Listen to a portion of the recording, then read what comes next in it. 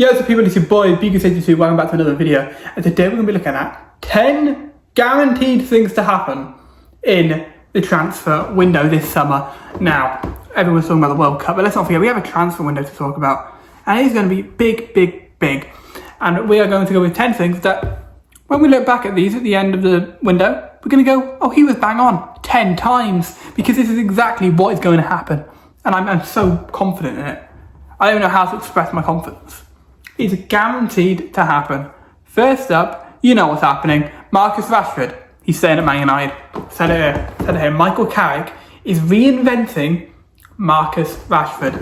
Anthony Gordon is breaking through at this moment in time. Anthony Gordon set for Barcelona. Mental. Absolutely mental. I understand it from a Barcelona point of view. He suits them.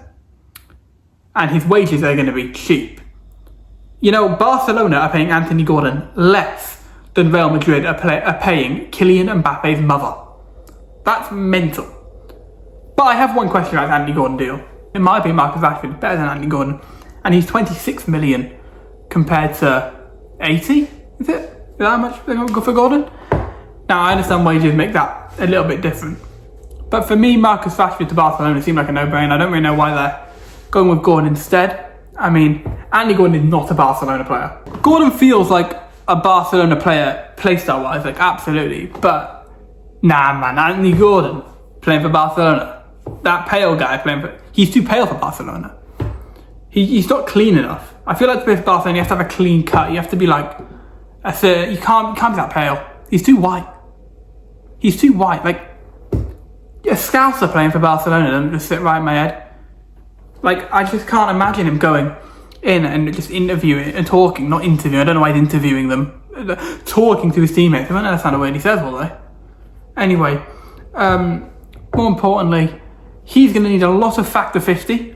I hope he gets as much as he can. Get that bag. Bayern Munich and Barcelona fine for Anthony Gordon. Am I missing the hype or something? Don't get me wrong, I understand. He plays across all the forward lines and he's direct and he's good pressing. He's one of the best players in the Champions League this season. But really? 80 million quid for Anthony Gordon? He's been alright in the Prem. I don't know. Not for me personally. But Barcelona, I understand it tactically. Absolutely. I just don't feel for that money you're really getting 80 million's worth of talent. I think there's better options for a cheaper price. Anyway, not the point. My point I'm trying to make here is Marcus Rashford is going to stay at Man United. Michael Carrick is going to reinvent him. Michael Carrick is going to bring Marcus Rashford into his side. And Man United are going to be having him as a forward option next season. I can just feel it in my bones. My next prediction is that Chelsea are going to have a massive summer. Xabi Alonso has taken the wheel, and there is no way that Xabi Alonso is in charge of Chelsea if he hasn't got control and power. A manager doesn't like that will not accept to be dictated by his ownership. Don't get me wrong, I do believe Chelsea is the wrong move for Xabi Alonso. I think he's walking into big trouble. But there is no denying that he's going to have power. There's no way he would have agreed to do this without having power. And I feel he's going to have a big, big summer. And he's going to sign big players and, more importantly, experienced players. If Xabi Alonso has anything about him, he realised this squad is too young. At the end of the day, you watch them and they do play like a kid's side. They play like an under-90. Right? They have techie players. They have good players. But the mentality in there, the want in there, the desire in there. You need older heads in that squad. Jan Oblak to Chelsea. Consider it done. Bastoni to Chelsea. Consider it done. Do you want me to carry on? Because Chelsea are signing experience. They are going in this summer. I personally feel that it will be improve in the squad. They will lose players. Definitely Enzo Fernandez is one of them. He'll be gone. I'll speak about him in a minute. And I just feel that Chelsea, they're on the right track with Xabi Alonso. It's a great appointment. Do I think it'll be successful? No. For a Chelsea manager, it'll be successful. But from a footballing perspective, no. They're not going to win anything. Maybe an FA Cup. They're going to spend. We always know Chelsea are going to spend. It's Chelsea. But it's how they spend. I think it's going to be done a bit more smartly this summer. One player that will need to be sold to sanction this big Chelsea summer is Enzo Fernandez, who I believe is going to Real Madrid as part of Real Madrid's big summer, where I feel that they are going to sell one of the superstars. My gut is Rodrigo, but I'm not sure. I think Trent, they'll give another year to. Vinny and Mbappe, I just don't see who affords them. Bellingham, I don't know why you would want to sell Bellingham. I feel Bellingham would be who I would want to be sort of... He's had an off year, but I still feel he's got it in him. I do believe Camavinga may need to go as well. His career's looking muddied at the moment. Tchouaméni or Valverde, I believe it'll be Tchouaméni that leaves. I can't see them both staying, but I can't see them both leaving either. Tchouaméni, I think they'll leave, but I think Enzo Fernandez will be one of the ones that come in. And Real Madrid are going to have a big shape-up defensively and in midfield. I feel like forward-wise, the problem is Mbappe and Vinicius aren't going anywhere. And that's the problem they've got, because they can't have them in the same team. It was clear the day before they even signed Mbappe that he wouldn't work with Vinicius. But they've stuck with it, they went with it. It's not worked out. It's who do they go for? And it'll be interesting to see. Junior Krupi, a player who I will speak about later, I feel could be on their radar. I don't think Junior Krupi goes to Real Madrid. I'm not saying that. I feel they're not going to look for a central forward. But a player of that sort of calibre, young and talented, that's what they need. They need a proper player who's going to be willing to work hard for the team and not going to sort of be about himself.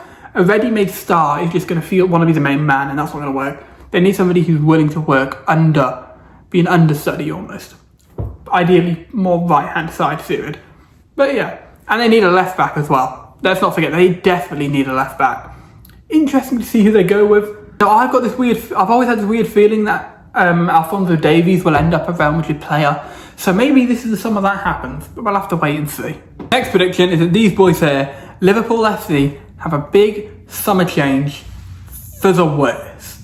I believe Liverpool are going to have a monumental collapse of a summer transfer window. I'm going to say it now. I believe Liverpool, they've already signed Jeremy Jacquet, signing a good player. At the end of the day, 60 million seems a lot, but I can't say I've watched loads of him, so I can't judge really. Just seems a lot from the outside. I believe Adam Morton will go to Liverpool. That is a good signing. No matter what I say about the rest of these players that I believe that will come to Liverpool, Adam Morton is one that I think is absolutely exceptional. And the fact that he isn't in the England squad is a travesty.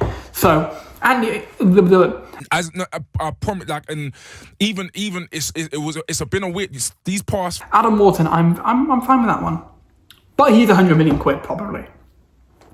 Diamonde I think goes as well. Diamonde I'm not a fan of. That price is far too high. 46 career games and you're 100 mil. 100 mil for 46 career games. What's happened to the sport I love? Save us all, win an alternate reality. We can't continue with this.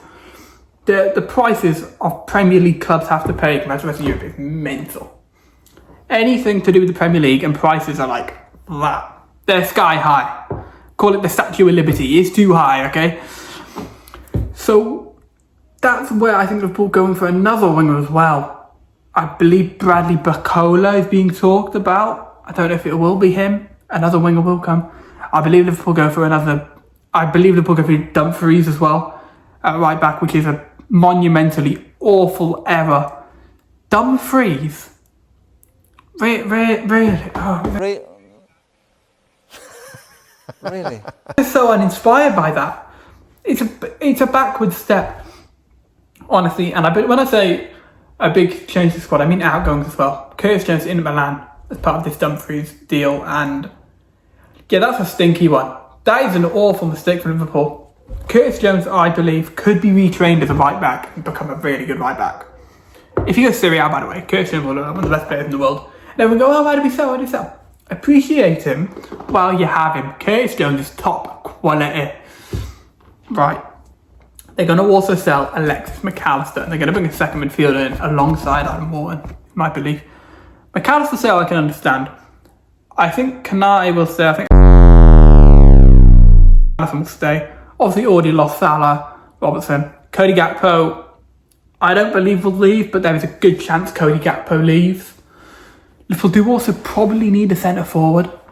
A winger that can play up front will be my guess as the second winger. My next prediction is that Barcelona win the transfer window. They've already got this Gordon deal going.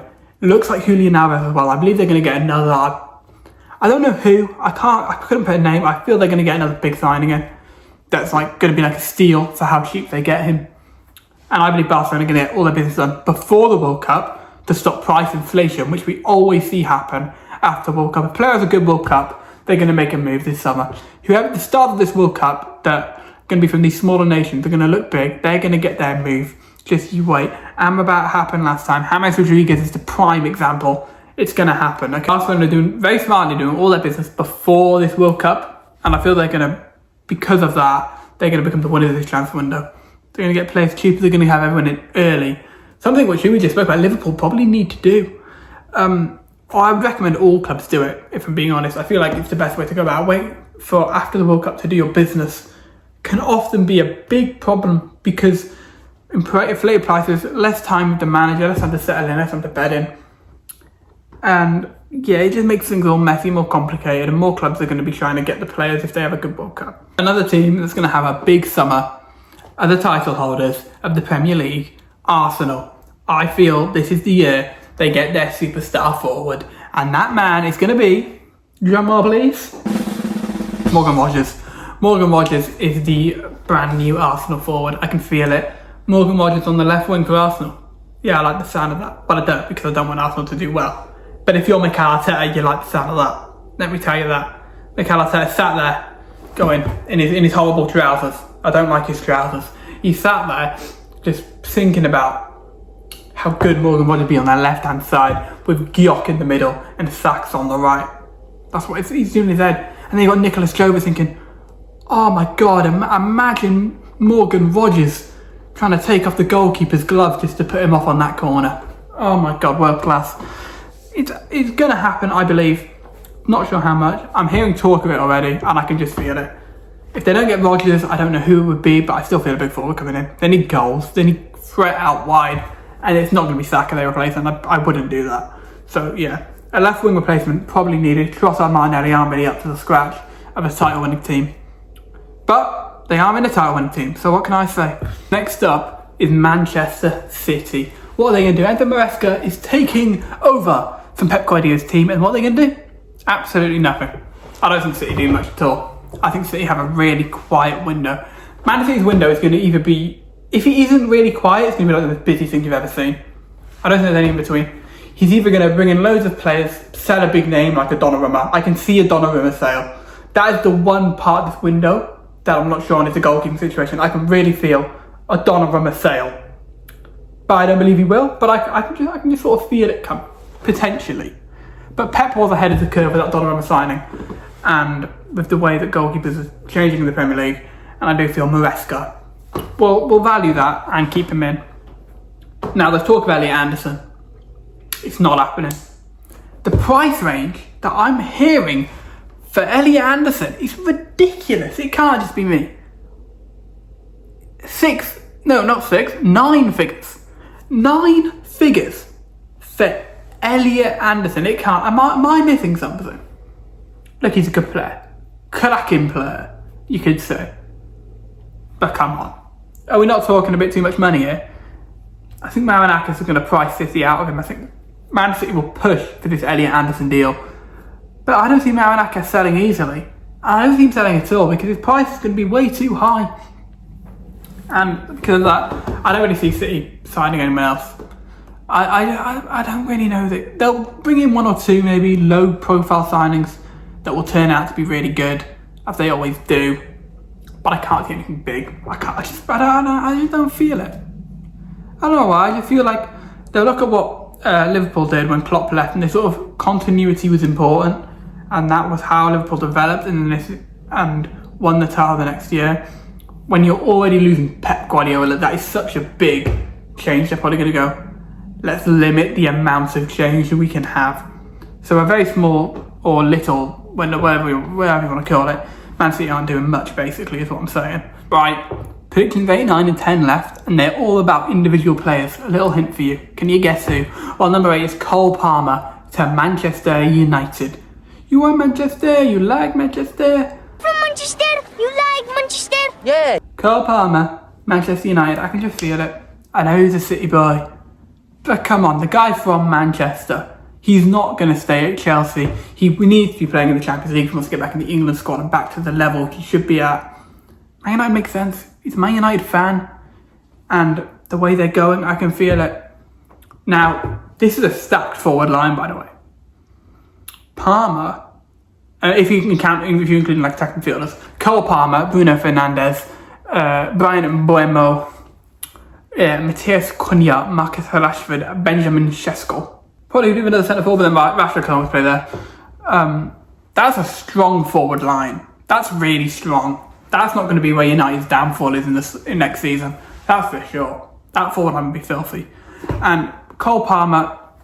Now, Cole Palmer's question marks would be game time, and I understand that. But I feel they can make it work, man. You know, I feel they can make it work. Come on, man. It's Cole Palmer. Can't turn down Cole Palmer. That's all I'm going to say. And let's face it, yes, you have Mbeumo, Cunha, Bruno Fernandes. They're all going to be potentially ahead of him. You can't play the same team every week. And when Cole Palmer's in form, he's one of the best players in Europe.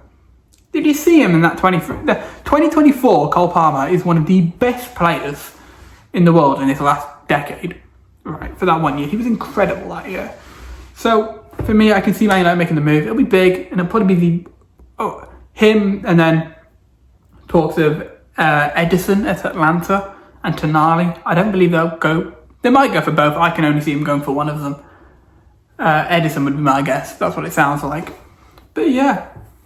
Final two, Mo Salah to the Serie A.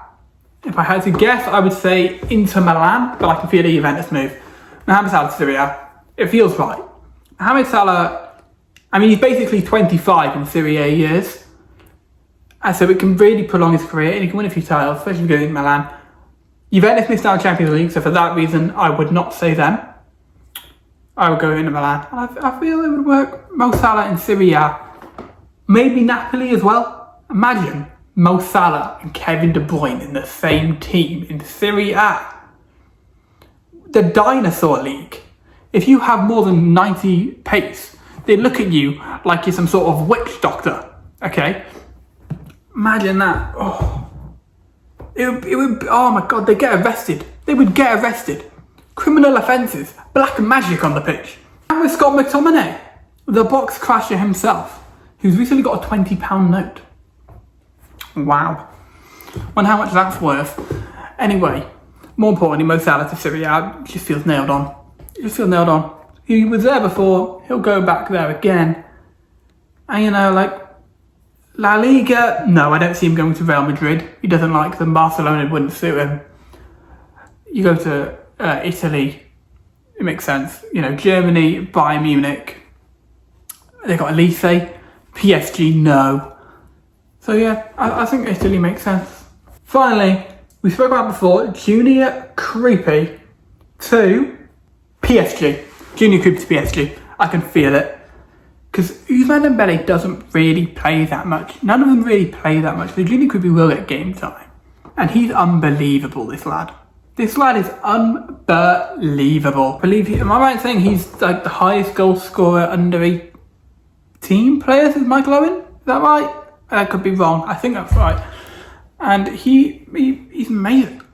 There's part of me that thinks Bayern Munich, but I do sort of feel they already have Harry Kane, they have Musiala, they already have Elise, Diaz, so many forwards already. I don't think he would go there. He feels like a Bayern Munich player, but I just feel their squad too stacked. Whereas at PSG, I feel like there's room for him, especially if Barcola leaves. Then Junior Creepy will absolutely become a PSG player. People are doubting this. And when you come back to these in August, September, whenever the window ends, and Junior Creeper's wearing that PSG shirt, you're all going to have to just bow down and praise to me because I'm a genius. It's that simple. Just get good. Anyway, it has been your boy, Big City. Please like, subscribe, comment, do all that stuff. Share with all your friends and family. So yeah, that'd be cool. And tell them to do the same thing. Obviously, there's no point in them sharing it to you again. So share to all their friends and family bar you. Because if they share to you, then, well, you can see the video again. Why would you want to see the video? Actually, yeah, share it back. Just send it between the two of you. Yeah, do that. Yeah, anyway. If you enjoyed, please like, subscribe. I just said all that. Oh, mate, it's too hot. I'm calling it a day. Right, peace.